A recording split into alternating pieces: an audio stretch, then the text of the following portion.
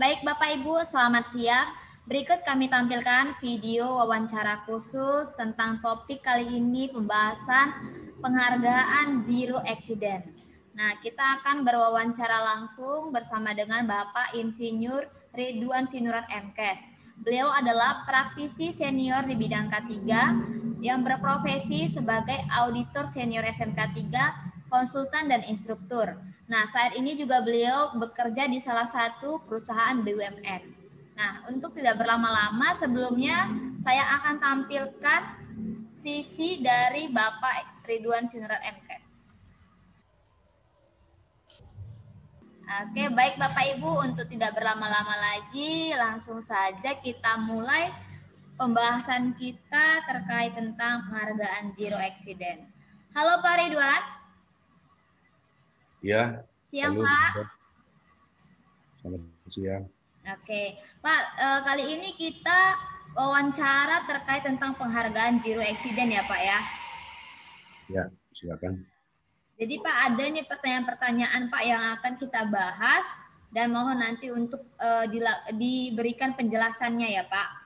Nah, ini Pak pertanyaan yang pertama. Ada yang bilang, apakah harus 1 juta jam kerja dulu baru bisa mengajukan penghargaan Zero Accident? Tolong Pak penjelasannya.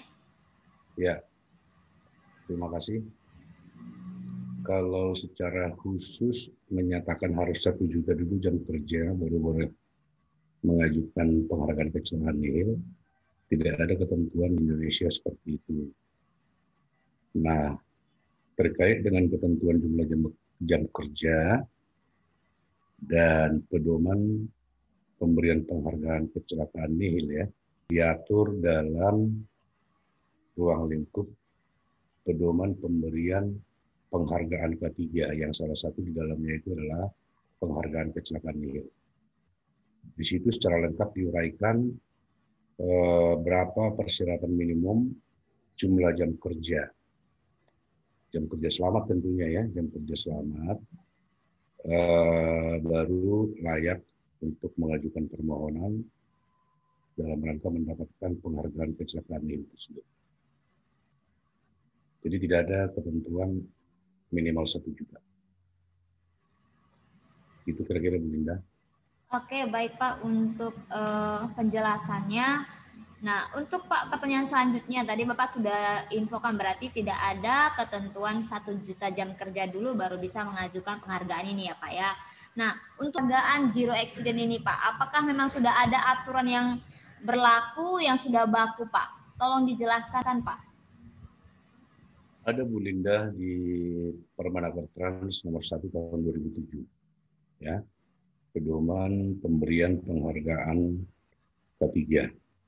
Nah, penghargaan K3 itu salah satunya adalah penghargaan kecelakaan nihil. Nah, di situ diatur ya, khusus untuk penghargaan kecelakaan nihil, ada beberapa kriteria yang harus dipenuhi oleh perusahaan. Yang pertama, setiap perusahaan harus menjalani masa kerja minimal 3 tahun. Itu yang pertama. Yang kedua, ada persyaratan jam kerja minimum yang harus dipenuhi tergantung kepada kelompok perusahaannya, apakah perusahaan besar, perusahaan menengah, atau perusahaan kecil. Disesuaikan dengan sektor industrinya berdasarkan fluid, klasifikasi lapangan usaha Indonesia. Jadi setiap sektor industri tentu persyaratan minimum jam kerja itu disesuaikan tentunya dengan tingkat risikonya ya. Yang ketiga, selama menjalani masa kerja yang telah ditetapkan tersebut, atau dalam 3 tahun minimal tersebut, tidak boleh terjadi satupun kecelakaan kerja yang mengakibatkan kehilangan waktu kerja. Nah, jadi 3 kriteria itu ya yang harus dipenuhi dulu. Nah, untuk yang kriteria 1 dan 2, Bu Linda, perlu dipahami ya, 1 dan 2. Tadi waktu minimum 3 tahun atau berdasarkan total jam kerja minimum. Nah, mana yang lebih duluan terpenuhi, 1 dan 2, berarti sudah boleh perusahaan mengajukan penghargaan kecelakaan nihil. Misalnya ada satu perusahaan masih menjalani waktu kerja katakanlah 2 tahun, tapi total jam kerja yang terkumpul itu sudah minimal sama atau melebihi bahkan dari tabel yang ada di Permenaker tersebut. Dalam kondisi seperti itu, perusahaan itu tentunya sudah boleh mengajukan penghargaan kecelakaan nihil. Nah, kondisi yang kedua, ada juga suatu perusahaan sudah melalui masa kerja minimum 3 tahun, tapi ternyata angka sesuai yang ditetapkan di tabel itu belum terpenuhi, walaupun mereka sudah menjalani 3 tahun. Nah, dalam konteks seperti itu pun perusahaan itu sudah boleh ya, karena sudah menjalani masa kerja minimum 3 tahun. Walaupun belum sesuai dengan tabel, tapi sudah dibolehkan untuk mengajukan penghargaan kecelakaan nihil. Itu kira-kira Bu Linda persyaratan perusahaan untuk mengajukan penghargaan kecelakaan nihil. Jadi tidak ada batasan harus minimal 1 juta jam kerja. Apakah itu saja penjelasannya, Pak? Ya, saya pikir sudah cukup lengkap ya. Mudah-mudahan bisa dipahami. Oke Pak, terima kasih Pak untuk penjelasannya sangat rinci dan sangat jelas ya Pak ya. Nah, untuk fakta sebenarnya ya nanti di lapangan itu seperti apa Pak ya, sesuai dengan aturan yang sudah Bapak sampaikan tadi? Nah, di lapangan pada saat melakukan analisis apakah perusahaan kita misalkan sudah layak nggak mengajukan penghargaan kecelakaan nihil. Nah, perlu dipahami 2 parameter utama. Yang pertama tadi masalah perhitungan jam kerja minimal yang dipersyaratkan tersebut. Jam kerja minimal atau katakanlah jam kerja orang ya. Jam kerja orang itu adalah jam kerja seluruh karyawan yang bekerja di perusahaan, termasuk juga harus diperhitungkan jam kerja pihak lain yang memiliki hubungan kerja dengan kita, katakanlah itu subkontraktor ataupun mitra kerja yang lainnya, tapi mereka bekerja on behalf atau di bawah koordinasi atau di bawah tanggung jawab perusahaan kita. Nah, tentunya jam kerja ini harus jam kerja nyata. Artinya harus diperhitungkan karyawan yang sakit, absen ya, tidak masuk kerja karena sakit, izin, atau cuti. Itu jam kerjanya tidak boleh diperhitungkan. Nah, berikutnya, jam kerja lembur karyawan juga harus diperhitungkan, tapi pengalinya tidak diperhitungkan karena biasanya penggalinya itu kan digunakan untuk pembayaran atau perhitungan upah kerja lembur. Jadi betul-betul jam kerja nyata berapa lama lembur yang dia jalani. Lembur ini termasuk juga di tingkat kontraktor maupun subkontraktor. Jadi keseluruhan jam kerja nyata di perusahaan, baik itu jam kerja normalnya maupun lembur, baik itu oleh karyawan internal maupun oleh karyawan mitra kerja kita, apakah itu subkon maupun kontraktor lainnya. Nah, poin yang kedua yang harus juga perlu diperhatikan adalah selama menempuh jam kerja nyata yang sudah terkumpul tadi, sesuai persyaratan tabel itu, dan selama 3 tahun itu, tidak boleh terjadi kecelakaan satupun yang dampaknya itu mengakibatkan kehilangan waktu kerja atau disebut dengan lost time injury atau lost time accident. Apa batasannya?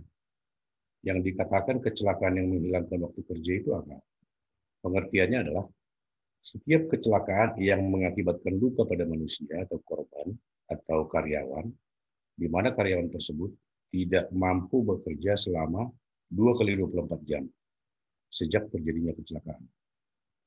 Nah, kalau misalkan masih memenuhi batas itu, masih di bawah 2 kali 24 jam, atau pas 2 kali 24 jam, itu belum dihitung sebagai kecelakaan yang menghilangkan waktu kerja.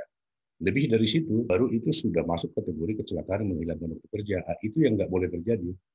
Kalau misalkan itu terjadi satu aja, berarti kembali lagi kita menghitung argo dari nol, Bu Linda. Yang terkumpul jam kerja selama ini, udah hampir 2 tahun atau 2,5 tahun misalnya, itu kembali lagi menjadi nol. Kita mulai lagi untuk mencapai 3 tahun ke depan, atau mencapai jam kerja minimal sesuai dengan yang diatur pada tabel.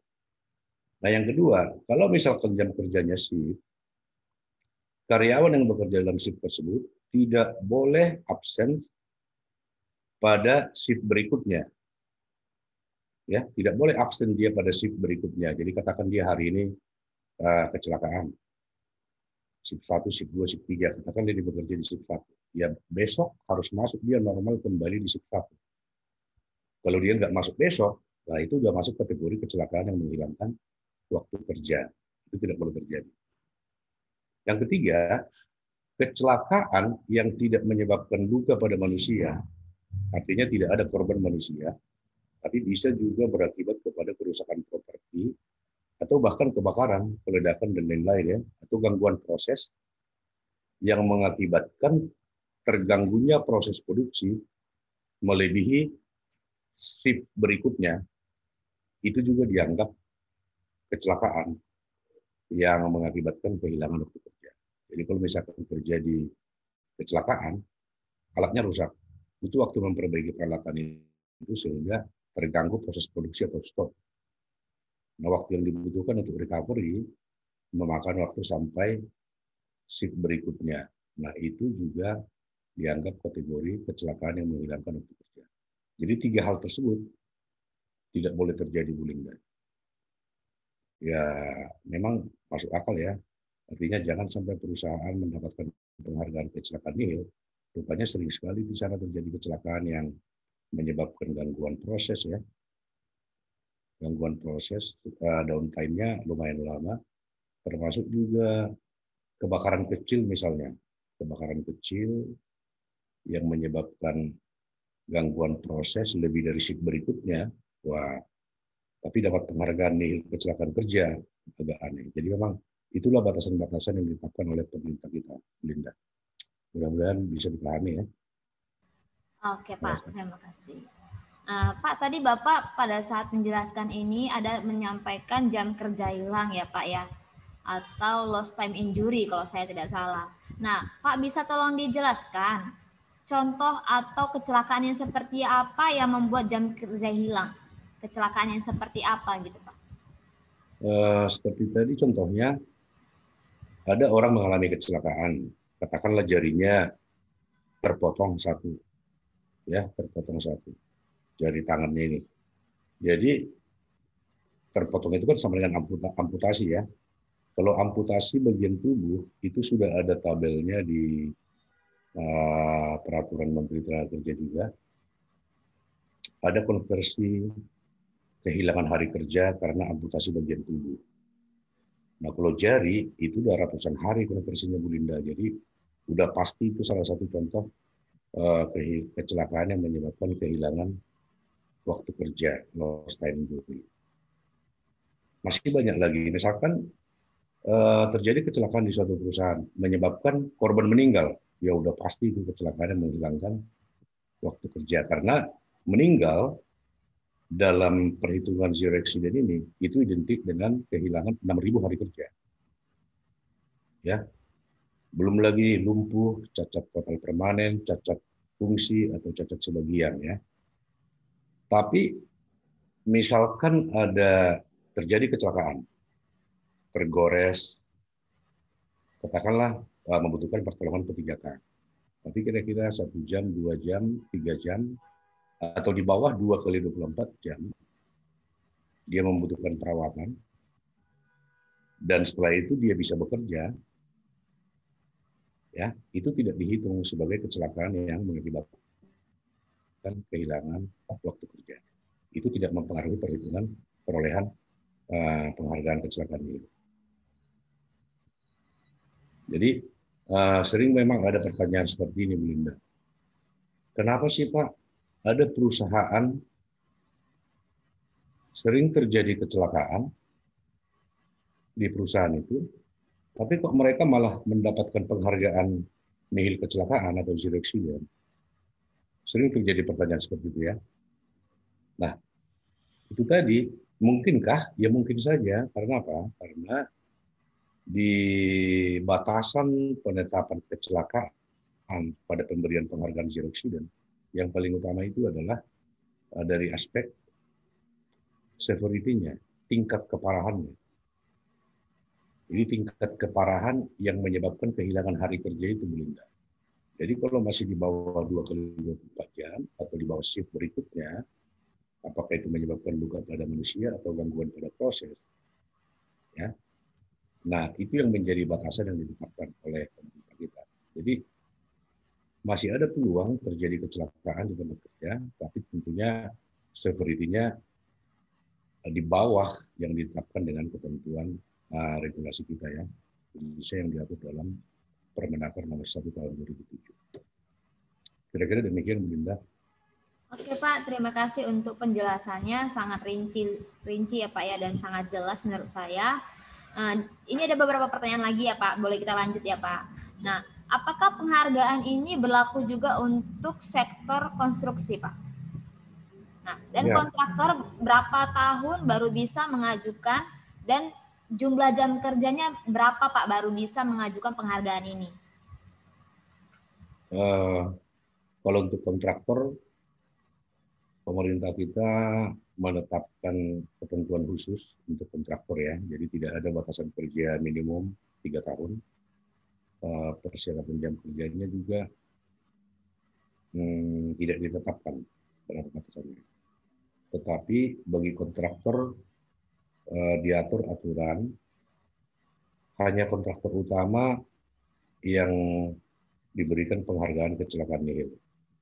Dengan syarat kontraktor utama tersebut harus sudah menyelesaikan satu kegiatan proyek dengan jangka waktu minimal 1 tahun, dengan catatan juga selama penyelesaian proyek tersebut tidak boleh terjadi kecelakaan yang menyebabkan kehilangan waktu kerja. Nah, perhitungan jam kerja nyata bagi kontraktor utama ikut juga diperhitungkan seluruh subkontraktor di bawahnya selama ikut bergabung memberikan kontribusi dalam penyelesaian proyek atau kegiatan proyek tersebut. Jadi jam kerja normal, shift, termasuk juga jam lembur, dikurangi tentunya dengan jam absen, apakah itu karena izin, sakit, atau keperluan lain, di tingkat karyawan kontraktor utamanya maupun di tingkat karyawan subkontraktornya. Demikian Bu Linda. Jadi ada ketentuan khusus memang untuk perusahaan di sektor konstruksi. Oke Pak, terima kasih. Nah, biasanya kan Pak di suatu proyek-proyek kontraktor itu kan pasti ada yang namanya subkontraktor atau subkonnya. Nah, bagaimana dengan subkon ini Pak? Apakah mereka juga bisa mengajukan penghargaan zero accident? Subkontraktor itu kan ada juga perusahaan yang berbadan hukum. Jadi ada kalanya di suatu proyek dia berkedudukan atau posisinya sebagai subkon ya. Tapi bisa aja dia di proyek yang lain berkedudukan sebagai main kontraktor atau kontraktor utama. Pada saat dia berkedudukan sebagai subkon, tentu kegiatan yang dia kerjakan di posisi subkon itu tidak boleh dihitung atau digunakan sebagai dasar untuk mengajukan penghargaan kecelakaan tersebut. Tapi di saat dia di posisi main kontraktor utama, katakanlah ada owner atau pemilik pekerjaan menunjuk dia sebagai kontraktor utama, tentunya itu bisa digunakan untuk dasar pengajuan penghargaan kecelakaan nihil asal jangka waktu proyek itu minimal 1 tahun dan selama pelaksanaan proyek itu tidak boleh terjadi kecelakaan yang mengakibatkan kehilangan waktu kerja. Demikian kira-kira, Bu Linda. Oke Pak, terima kasih untuk pertanyaan-pertanyaannya semua sudah terjawab dengan jelas dan rinci ya Pak ya. Jadi sangat menarik sekali wawancara kita hari ini. Oke Pak Ridwan, saya ucapkan terima kasih, salam sehat dan selamat siang Pak Ridwan. Terima kasih, selamat siang.